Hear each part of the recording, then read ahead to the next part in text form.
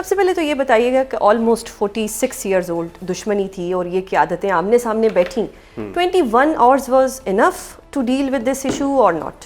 देखिए, जितना ऑप्टिमिज्म था पाकिस्तान की सहाफ़ियों में और इवन जो बाहर से इंटरनेशनल प्रेस आया था यहाँ पर, वो तो यही शायद चाह रहे थे कि हो जाए। और मैं आपको बताऊं, कहीं ना कहीं जो पाकिस्तान अथॉरिटीज़ हैं उनकी भी यही ख्वाहिश थी कि ये मुज़ाकरात हो जाए, क्योंकि जब भी ये अगले दिन पे जाते हैं या अगले दौर पे जाते हैं ना, तो इसमें जो डिट्रैक्टर्स होते हैं वो एक स्पॉइलर का किरदार अदा कर सकते हैं।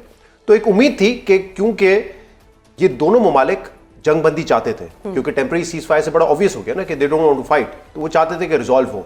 तो जब वो बैठे तो एक उम्मीद तो थी कि शायद वो मुज़ाकरात कामयाब हो जाएंगे और कोई ना कोई सेटलमेंट हो जाएगा। लेकिन अगर आप जैसे 46 ईयर्स की बात करिए, अगर आप इसको हिस्टोरिक पर्सपेक्टिव में देखें तो जितना बड़ा ट्रस्ट डेफिसिट था वो शायद एक मुलाकात में तय होना नहीं था। इट्स नॉट सो ईजी ना कि आप जो है बैठे और तमाम रिजॉल्व कर दें इशूज़। और अब तो इशूज़ भी बढ़ गए, क्योंकि देखिए जब ट्रंप ने ये जंग शुरू की थी उस वक्त उसके क्या इशूज़ थे? रिजीम चेंज करना है, उनका जो इनरिच्ड यूरेनियम है वो उनके पास नहीं होना चाहिए, या बैलिस्टिक मिसाइल प्रोग्राम नहीं होना चाहिए। स्ट्रेट ऑफ हॉर्मुज़ तो ज़ेरे बहस ही नहीं था, वो तो किसी को पता ही नहीं था कि जब जंग होगी तो ईरान के पास एक इतना बड़ा लेवरेज होगा और उस लेवरेज को इस्तेमाल करके पूरी दुनिया को हिला देगा। तो वो तो ऑन टेबल था ही नहीं। अब वो सबसे अहम इशू बन गया है कि स्ट्रेट ऑफ हॉर्मुज़ का क्या होगा। ईरान चाहता है वो कंट्रोल करे, और आपने डोनाल्ड ट्रंप के ट्वीट, और अब तो देख ही लिया आपने जो 7 बजे का पाकिस्तान टाइम के हवाले से था कि मैरी टाइम उनका यूएस मैरी टाइम है वो उस पर एक कंट्रोल रखेगी, कोई जहाज़ नहीं आ सकेंगे जो ईरान जाना चाह रहे हैं, या वो जहाज़ बहरी जहाज़ जो कि ईरान से निकलते हैं उनको नहीं एक्सेस दिया जाएगा। तो वो सिलसिला शुरू हो गया है। सो ये जो सिलसिला है अब ये एज ए स्पॉइलर काम करेगा, यानी कि हालात मजीद ख़राब भी हो सकते हैं। ये बड़ा इंटरेस्टिंग है, देखें, क्योंकि कल भी जब मुज़ाकरात ख़त्म हुए और हमने जितने भी लोगों से बात की जो कि प्रिवी थे सारी इस डिस्कशन से पाकिस्तान में, उन्होंने कहा कि बड़े अच्छे नोट पे ख़त्म हुए। जेडी वेंस भी जब जा रहे थे तो उनका भी जो बॉडी लैंग्वेज थी, जो मूड था, बड़ा ऑब्वियस था कि वो वापस बातचीत करना चाहते हैं। बट आपको ये याद रखना पड़ेगा, जेडी वेंस उन लोगों में शामिल है जिस पर ईरान का भी एतमाद था, जो कि समझे जाते हैं कि एंटी वॉर है, वो बातचीत के जरिए मसला हल करना चाहते हैं। But once he goes back, वो बताते हैं, अगर ये बताएं कि ईरान की तरफ से कोई लचक नहीं थी, कोई फ्लेक्सिबिलिटी वहाँ से नहीं थी, तो ऑब्वियसली जो हॉक्स हैं फिर वो हावी हो जाते हैं, बड़ा कम मार्जिन रह जाता है उन मुज़ाकरात को करने का। तो कल तक मूड तो बड़ा अच्छा था, लेकिन डोनाल्ड ट्रंप ने जो है इसको मजीद एस्केलेट करने का इरादा किया है। वो समझते हैं कि अभी भी प्रेशर डाल के स्ट्रेट ऑफ हॉर्मुज़ पे हम जो है इससे शायद कोई बेहतर डील निकलवा सकते हैं। क्योंकि अब वो कर क्या रहे हैं, बेसिकली वो ये कह रहे हैं कि अगर स्ट्रेट ऑफ हॉर्मुज़ का कंट्रोल कुछ हद तक ईरान के पास है, वो एक्सेप्टेबल नहीं है, अब हम इसको मजीद ब्लॉक करेंगे। यानी कि एक जगह को आप मजीद चोक करने जा रहे हैं, जिसके असरात आपने देख लिया, ऑयल प्राइसेस पे भी आ गए जब एशियन मार्केट्स खुली, अब अमेरिकन मार्केट्स खुली हैं। तो ये तो मेरे ख्याल से कोई हल नहीं है। अब ये क्या इसके पीछे कोई, इस मैडनेस के पीछे कोई मेथड है? इट्स वेरी डिफिकल्ट टू से कि कुछ ऐसा। आपने ये कवरेज, मतलब आप वहाँ पर मौजूद थे, आपने सारा कवर किया, प्रॉब्लम कहाँ पर आई? यानी कि वो पॉइंट्स तो ट्रंप ने बता दिए जिन पे इत्तेफाक नहीं हुआ, कुछ ऐसे पॉइंट्स भी थे जिन पे इत्तेफाक हो गया था। क्या उस दौरान अबनाए हॉर्मुज़ को ब्लॉक करने की बात की गई थी यूएस की तरफ से? देखिए, ऑब्वियसली अमेरिका अगर अबनाए हॉर्मुज़ को खोले बगैर, यानी कि जैसे वो 28 फरवरी से पहले था उस स्टेटस पे लाए बगैर निकल जाता है, तो लोग सवाल करेंगे कि रिजीम चेंज आप कर नहीं सके। बैलिस्टिक मिसाइल्स आखिरी दिन तक ईरान मार रहा था, आपने कहा उनका एयर डिफेंस सिस्टम खत्म कर दिया, उन्होंने आपके जहाज भी गिरा दिए, और स्ट्रेट ऑफ हॉर्मुज़ तो किसी के ज़हनो गुमान में भी नहीं था। अब वो भी आप ईरान को देकर आ गए, तो इसका मतलब उनके पास विक्ट्री दिखाने के लिए कुछ नहीं बचता। तो लिहाजा मेरे ख्याल से जो एक मैक्सिमम पोजीशन थी यूएस की, वो ये थी कि अगर अमेरिका इसको कंट्रोल ना करे या कोई और मुल्क कंट्रोल ना करे तो ये बिल्कुल 28 फरवरी से पहले चला जाए। बट ईरान के अपने इशूज़ हैं। ईरान ऑब्वियसली एक तो ये चाहेगा कि जब तक ये बातचीत कोई परमानेंट सीज फायर तक ना जाए, तब तक ईरान जो है स्ट्रेट ऑफ हॉर्मुज़ का लेवरेज अपने हाथ से जाने नहीं देगा। दूसरा, उनको अगर रीबिल्ड करना है तो 2-3 ऑप्शन है उनके पास। एक, जो उनके फ्रीज एसेट्स हैं वो अनफ्रीज हो जाए।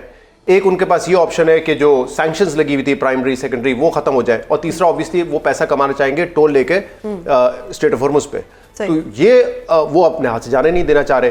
तो वो इनके लिए देखे ना, ये किसी ने नहीं सोचा था कि जंग में इतना बड़ा लेवरेज बन जाएगा। अगर ये स्ट्रेट ऑफ हॉर्मुज़ ना बंद करते तो मेरे ख्याल से ईरान के पास कुछ होता नहीं अमेरिका को टेबल पे लाने के लिए। अब जब सवाल ये इंपॉर्टेंट है कि क्या जो अब ये कर रहे हैं डोनाल्ड ट्रंप, उसका ऑब्जेक्टिव क्या है? जो चीज़ वो बातचीत से नहीं हासिल कर सके, जो चीज़ वो पहले जंग से नहीं कर सके, अब वो क्या स्ट्रेट ऑफ हॉर्मुज़ खुलवा लेंगे?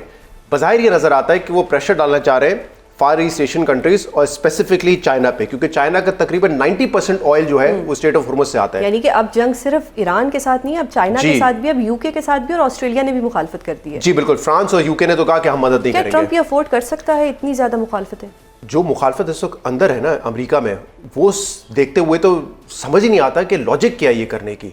और चाइना ये इतना क्रूशल होगा क्योंकि चाइना का तो स्टेटमेंट आ गया कि जो स्ट्रेट ऑफ हॉर्मुज़ है वो ईरान उस पर कंट्रोल रखता है और इसीलिए हमारा उनसे मुआहदा है तो हमारे शिप्स को ना तंग किया जाए, मतलब उनकी आमदो रफ्तार ना रोके।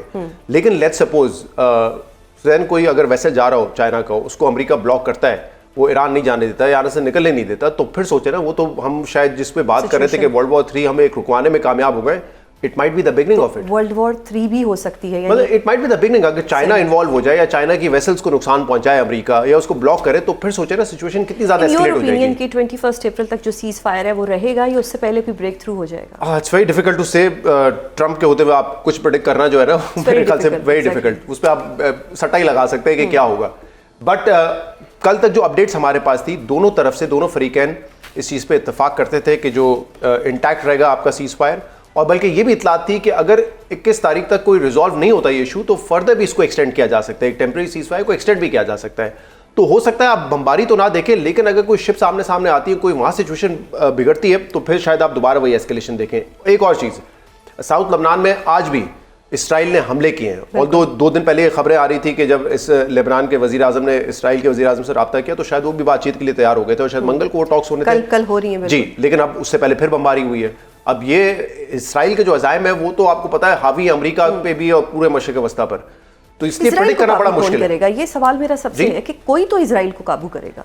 कोई नहीं कर सकता। देखिए, अमेरिका माइनस अमेरिका तो इसराइल कुछ नहीं कर सकता, लेकिन इसराइल का इन्फ्लुएंस इतना ज्यादा है अमेरिका पे और स्पेशली डोनाल्ड ट्रंप पे, तो वो तो उसके दिफा में हमेशा आता है। लेकिन अब दिफा में नहीं, वो एक एग्रेसर के तौर पे भी जब इसराइल सामने आ रहा है और अपने अज़ाइम इस खत्ते में बड़ा वाजे कर रहा है, क्योंकि देखिए कोई मुल्क हो जहाँ पे गजा हो, सीरिया हो, लेबनान हो, ये वो ममालिक हैं जहाँ पे इसराइल ने अगर एक दफ़ा हमला किया है तो बार बार किया है। तो इसीलिए ईरान पर इस हमले के बाद आपने देखा यहाँ पे भी मल्टीपल टाइम्स हो गया ना, पिछले साल जून में हुआ, एक दफ़ा दोबारा हो गया फरवरी में। तो इसराइल के तो क्लियरली ये लगता है कि मिडल ईस्ट में वो चाहता है कि ज़्यादा से ज़्यादा टेरिटरी गेन करे। अब उसमें उनके रिलीजियस आइडियोलॉजी है, जो भी मकासद है उनके, बट वो तो बड़ा ऑब्वियस है। तो ये शायद ईरान का मामला अगर आज हल भी हो जाए तो ये एक बड़ा सवाल है कि क्या ये मामला मुस्तकिल बुनियाद पर हल हो सकेगा, नहीं हो सकेगा। और इसीलिए जो खलीजी ममालिक है उनकी पोजीशन बड़ी जो है कॉम्प्लेक्स है, खासतौर पर वो जो कि चाहते हैं कि ये जंगबंदी रुके, लेकिन वो जब चाहेंगे कि जंगबंदी रुके तो ऐसी पोजीशन हो कि ईरान उतना ताकतवर ना हो कि उनके लिए एक मसला बना रहे, कांस्टेंट प्रॉब्लम बना रहे। और दूसरा वो ये भी नहीं चाह सकते, हाँ, लेकिन वो ये भी नहीं चाह सकते ना कि ईरान इतना कमजोर हो जाए कि इसराइल की फिर एक मोनोपोली हो जाए इस पूरे खत्ते में। तो उनके लिए सिचुएशन बड़ी कॉम्प्लेक्स है ना। वो ईरान को एक बहुत ताकतवर मुल्क देखना चाहेंगे जिससे उनको खतरा हो, और ये भी नहीं देखना चाहेंगे कि ईरान मुकम्मल तौर पर खत्म हो जाए और इसराइल जो है फिर जो चाहे वो करता रहे इस खत्ते में। क्योंकि आप देखें अब क्या कर रहे हैं इसराइलीज, उनका एक टेम्पलेट जो है ना वो बड़ा कमाल है, नेगेटिव वे में कमाल है। अब वो टर्की के खिलाफ भी एक बयान बनाना शुरू हो गए ना कि वहाँ पे जो रिजीम है, देखें वो किस तरह ज्यादतियाँ करती है, ह्यूमन राइट्स वायलेशन है, फलाना है। उसी किस्म का प्लेटफॉर्म एक टेम्पलेट जो उन्होंने कभी गजा में हमास के खिलाफ इस्तेमाल किया या ईरान के खिलाफ इस्तेमाल किया। This is very dangerous. तो आई एम श्योर टर्की, सऊदी अरब भी देख रहे होंगे कि अगर ईरान बिल्कुल ही न्यूट्रलाइज हो जाता है तो फिर तो एक इसराइल बहुत बड़ा प्रॉब्लम रहेगा आने वाले सालों में। अच्छा, सऊदी अरब की मेज़बानी में अगर मुज़ाकरात होते हैं, क्योंकि खबरें आ रही हैं कि शायद अगला राउंड जो है वो सऊदीया में हो जाए, क्योंकि ईरानी वज़ीर ख़ारजा और सऊदी वज़ीर ख़ारजा का रब्ता हुआ है, हमारे प्राइम मिनिस्टर साहब भी वहाँ जा रहे हैं। सो यू थिंक कि कोई ना कुछ मतलब कोई पॉजिटिव साइन मिल सकता है?